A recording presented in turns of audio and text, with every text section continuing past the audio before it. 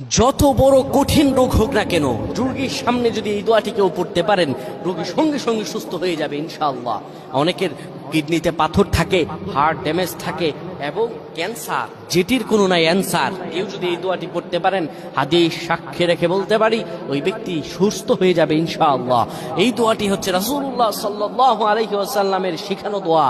কেউ যদি এই দোয়াটি পড়তে পারে, আল্লাহ রাব্বুল আলামিন তাকে সুস্থতা দান করবেন, বিপদ থেকে বাঁচাবেন এবং আল্লাহ তাআলা পৃথিবীর যতগুলো অসুস্থতা আছে, বিমার আমার আছে, সকল কিছু থেকে হেফাজত করবেন। বিশ্বনবী মুহাম্মদুর রাসূলুল্লাহ সাল্লাল্লাহু আলাইহি সাল্লাম বলেন, রোগী যেন দোয়াটা পড়ে এবং রোগীর সামনে যে যায় সে যেন এই দোয়াটা পড়ে। দোয়াটা কি? দোয়াটা হলো আসআলুল্লাহাল আযীম রাব্বাল আরশিল আযীম আইয়াশফিয়াক।